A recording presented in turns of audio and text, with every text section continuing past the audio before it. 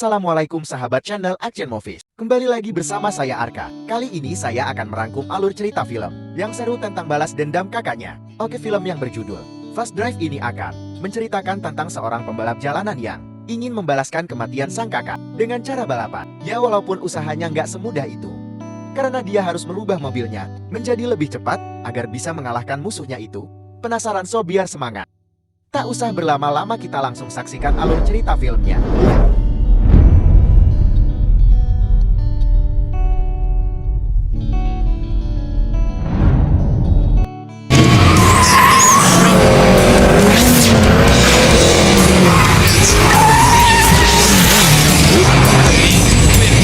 Di awal film diceritakan, seorang pembalap jalanan bernama Tommy baru aja pulang ke rumahnya untuk bertemu dengan sang adik yang bernama Eric. Di sana, Tommy memperlihatkan mobil barunya berjenis Nissan 370C yang dia beli setelah merayu bapaknya agar jual tanah. Diketahui juga, Eric mempunyai sebuah mobil keren yang berjenis Mazda RX-7 FC warna putih. Merde, comment tu peux lui parler comme ça? Elle vaut au moins 80 000 dollars. Elle... Quoi? Tu l'as louée? Que dalle, c'est la mienne. Karena hari itu bertepatan dengan malam Jumat, akhirnya mereka pergi ke sebuah tempat yang sering mengadakan balapan liar untuk mengetes mobil. Dan sesampainya di sana, mereka pun bertemu dengan dua wanita cantik dan bohong, yaitu Kelly mekanik dan Claudia yang diketahui sebagai pacarnya. Toucher à mon travail dans mon dos. Hey, c'est ma voix.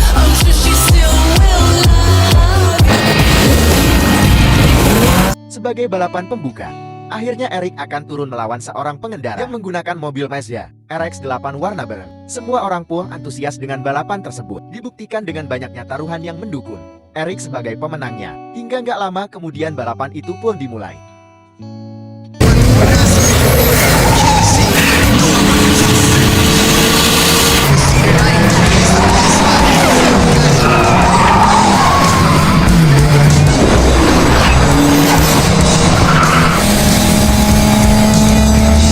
Berkat skill add-on dan mobilnya yang powerful, tanpa kesulitan, Eric berhasil menjadi pemenang dan mendapat hadiah yang cukup besar. Tetapi euforia kemenangan itu ternyata cuma sebentar, karena seseorang yang berkulit senja tiba-tiba datang untuk menantang Tommy dengan menggunakan mobil Nissan GT-R R35 warna hitamnya. Wow, the Godzilla nggak tuh berat. Y'a que ma mère qui m'appelle Tom.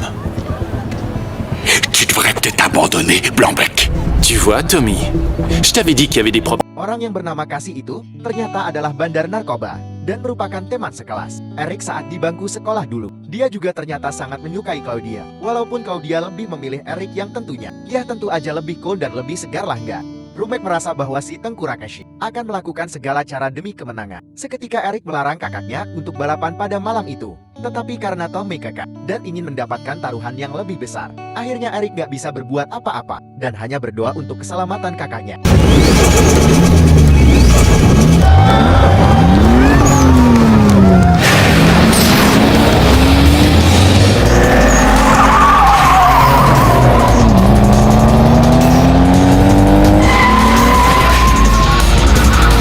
Aksi balapan pun berlangsung sangat sengit, karena tentu aja kedua mobil yang dipakai terkenal dengan torsinya yang super duper add-on.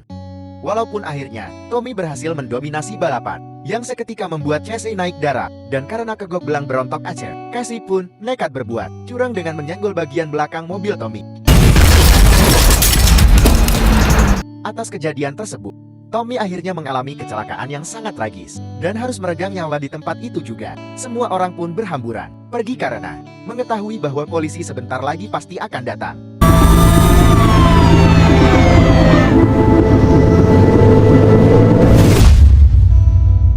Singkat cerita, keesokan harinya, tiba-tiba Casey mendatangi rumah duka, bermaksud mengucapkan belasungkawa atas kematian POMMY. Tadi malam di sana, dia beralibi bahwa kecelakaan itu terjadi karena takdir dan gak ada kaitannya dengan dirinya sama sekali. Mendengar penjelasan dari Casey tentu aja membuat Eric emosi, hingga dia pun mengaplok wajahnya sampai berdarah. Tapi dengan polosnya di sana, Casey malah menantang Eric untuk balapan.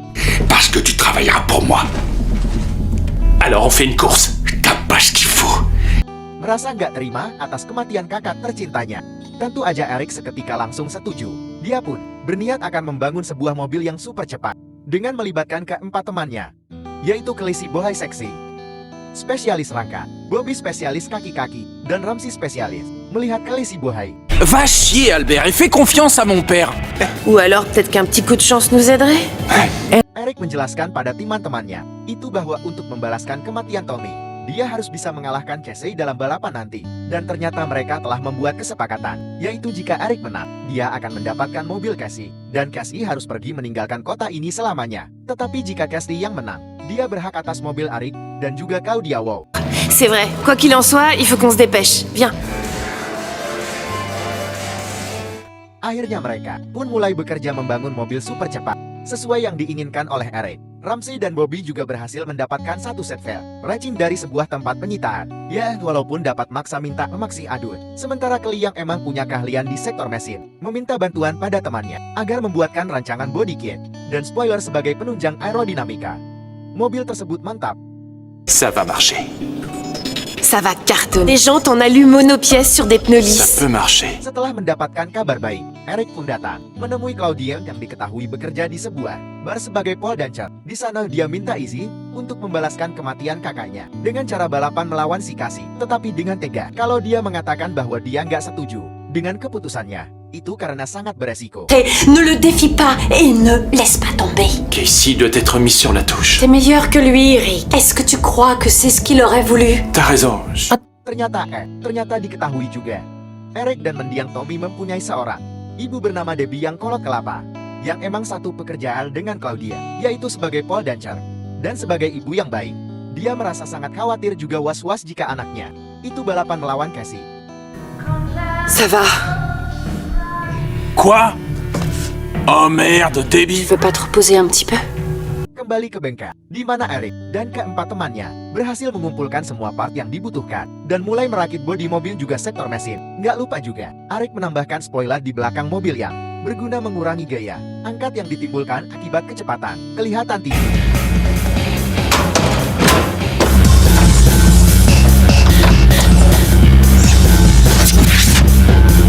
Hingga nggak lama kemudian, proyek mobil Eric telah selesai. Dan kini mereka akan mengetes mobil itu dengan turun langsung ke jalanan ditemani oleh Kelly, si mekanik handal. Tapi saat Eric akan menggaspol mobilnya di jalan lurus, tiba-tiba ada polisi yang mengejar karena kecepatannya di atas.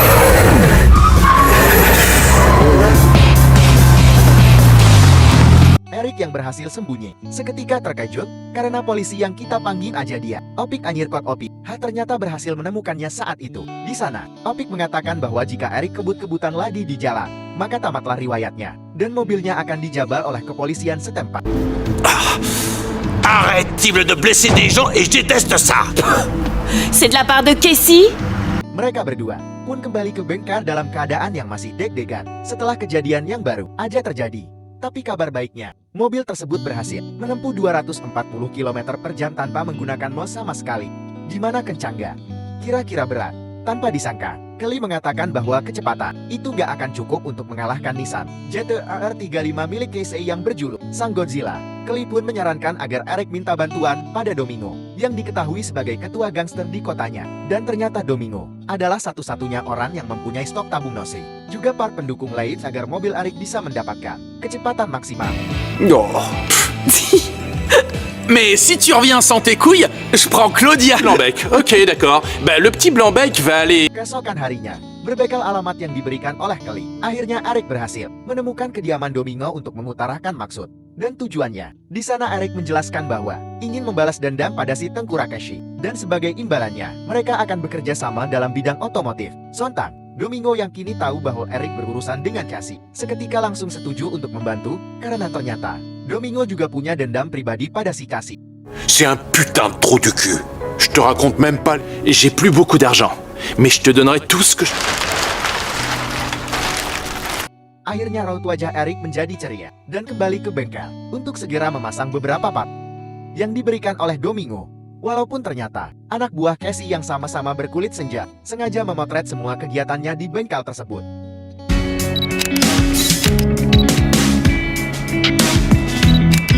Berkat informasi dari anak buahnya, Casey kini mengetahui bahwa Eric telah siap dengan mobilnya yang telah dimodifikasi dengan sangat edun. Dia pun sengaja pergi ke bar, bermaksud untuk memprovokasi sekaligus menggoda Claudia. Tentu aja, Claudia menolak untuk melayani si Casey yang emang iri, salutak banget, dan memutuskan segera pergi dengan mengendarai motor Suzuki GT185 tahun 74 miliknya.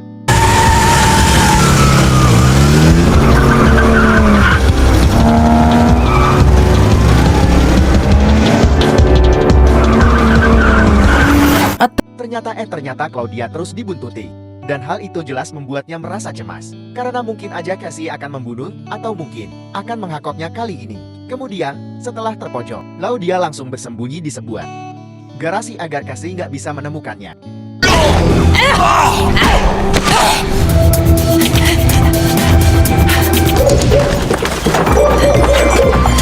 Merasa semakin terancam, kalau dia mencoba menghubungi Eric agar dia mengetahui bahwa dirinya kini dalam bahaya. Tapi karena saat ini Eric lagi sibuk mengotak-atik mobil, dia pun gak sempat mengangkat telepon. Dan Claudia segera berlari menuju rumah warga. Beruntung saat Casey akan masuk ke rumah tersebut, tiba-tiba datanglah Opik yang menatap tajam karena mengetahui bahwa Casey lagi mengejar Claudia. Dan dengan terpaksa Casey pun pulang dengan tangan kosong, lalu berjanji akan kembali meneror Claudia.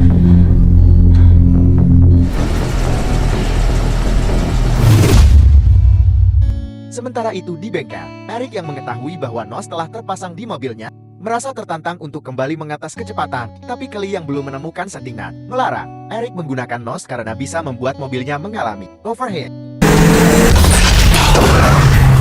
Dan benar aja, dugaan Kelly sangatlah tepat, karena saat itu Eric harus mendorong mobilnya yang cekek untuk kembali ke bengkel. Untungnya, Popik datang di waktu yang tepat dan dengan sukarela mendorong bagian belakang mobilnya sampai di tempat yang dituju.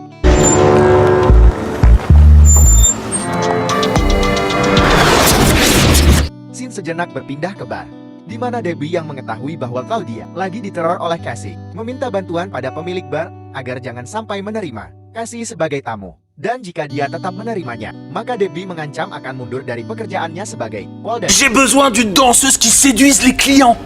Non. Je te le dis avec tout l'amour que j'ai pour toi. Keesokan harinya, Claudia pergi ke bar untuk melakukan pekerjaan dan aktivitas seperti biasanya. Kemudian saat dia masuk ke dalam ruang ganti, tiba-tiba Claudia terkejut karena si Casey telah berada di sana. Walaupun ternyata datanglah Eric yang segera mengajaknya pergi. Qu'est-ce qui se passe, bordel? Je démissionne. Gak menyerah sampai di situ. Ternyata Casey nekat mengejar, hingga terjadilah aksi kejar-kejaran yang lumayan epik. Karena emang mobil Casey lebih unggul dari mobil Eric, mereka pun seketika malah ditabrak dari belakang. Kemudian saat akan memasuki sebuah perempatan, secara tiba-tiba, pasangan remaja itu mengalami kecelakaan yang sangat fatal. Hingga Claudia yang duduk di sebelah Eric mendapat cedera yang cukup serius. Mereka pun dilarikan ke rumah sakit terdekat untuk menyelamatkan Claudia yang saat itu nggak sadarkan diri. Viens là. La police a appelé. Ils n'ont pas dit si tu avais survécu.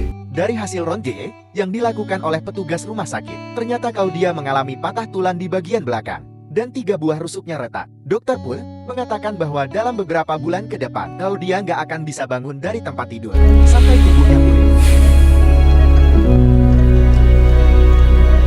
Melihat kondisi pacarnya yang tergeletak di rumah sakit, Eric semakin terobsesi untuk membalaskan dendam dan membuat perhitungan pada Casey. Dia pun mengajak teman-temannya untuk mencuri mobil milik mendiang Tommy yang saat ini tersimpan di sebuah tempat penyitaan. Karena diketahui mobil Mesya RX-7 variant C-nya telah rusak parah dan gak bisa digunakan, aksi itu pun dimulai dan mereka segera memainkan perannya masing-masing. Ramsey menyamar menjadi petugas asuransi yang menanyakan tentang mobil agar mengalihkan perhatian petugas yang berjaga di sana. Sementara Eric dan Kelly masuk ke tempat penyitaan untuk mengambil kembali Nissan 370 milik kakaknya tersebut. Largue la caisse et demi-tour.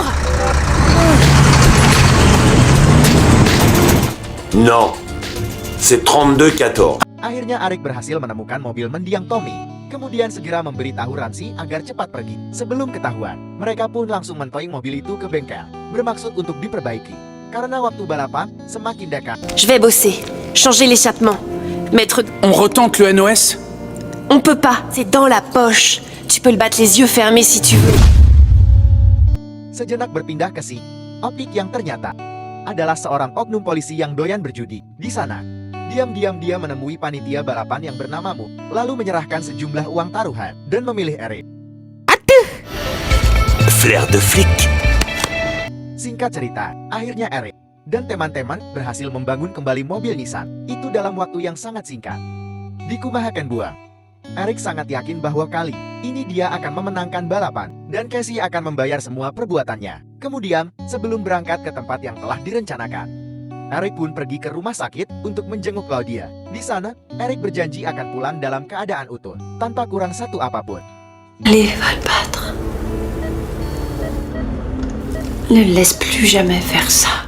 Tanpa disangka, si Opik beserta anak buahnya telah menunggu di tempat lain dan berniat akan menangkap Eric saat dia memasuki garis finish. Di sini kita dapat menyimpulkan bahwa si Opik nyatanya ngalang Barineke. Ya iyalah katanya mau mendukung Eric, tapi ujung-ujungnya dia bakal ditangkap dan dijebloskan ke penjara Edunkan.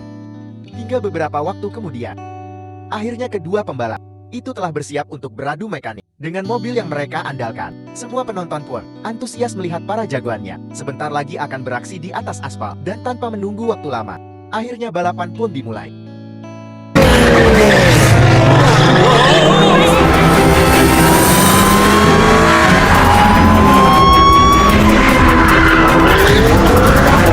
Dengan skill super yang dimiliki kedua pembalap itu, para penonton pun bersorak-sorai dan merasa sangat takjub. Kini Eric mulai menunjukkan skill individunya dengan cara menyusul Casey di tikungan yang sangat tajam. Dari sana Casey yang merasa dipecundani, seketika menggaspol mobilnya saat berada di trek yang lurus. Walaupun ternyata saat memasuki tikungan yang terakhir, Casey mengalami kecelakaan yang sangat tragis karena mobilnya nggak bisa dikendalikan hingga menabrak tiang jemuran dan juga tiang lampu jalan sekaligus. Tapi saat Eric akan menyelamatkannya, tiba-tiba si Opik datang lalu menyuruh agar segera pergi karena jika Eric tinggal di sini, maka dia akan kalah taruhan. Kemudian saat Opik mengancam akan menembak kepalanya, T'as pas peur que ça finisse sur internet? semua teman-teman datang di waktu yang tepat. Sambil merekam kelakuan si oknum polisi busuk yang satu ini, Mamamta dari sana, Opik pun segera pergi. Dan Eric yang masih punya hati nurani mencoba untuk menyelamatkan Casey. Courage, mec! Casey akhirnya mengakui bahwa dialah orang yang sengaja menyanggol mobil Tommy dan juga mendorong mobil Eric sampai Claudia dibuat lumpuh. Tapi karena memang Eric mah orangnya baik, dia pun memaafkan kesalahannya dan menyerahkan kasus ini pada kepolisian. Dan akhirnya, film ini pun tamat. Gimana ya rada greget kasih Eric. Film ini sebenarnya seru sih, tapi jarang diketahui karena ya gitu deh, berat agak buruk rating IMDb-nya. Terus juga, kalau kalian nonton langsung, ada beberapa scene yang pakai CGI. Dan itu sangat membingungkan sekali. Oke, dan pesan yang bisa kita ambil dari film kali ini adalah balas dendam adalah hal yang sangat dilarang dalam agama apapun. Karena Rasulullah Shallallahu Alaihi Wasallam pernah bersabda, apabila ada seseorang yang mencaci atau menjelek-jelekanmu dengan aib yang dia ketahui ada padamu, maka janganlah kamu balas memburukannya dengan aib yang kamu ketahui ada padanya. Maka pahalanya untuk dirimu dan dosanya untuk dia. Terima kasih telah menyaksikan sampai akhir. Salam dari saya Arka. Sampai bertemu lagi di alur cerita film berikutnya.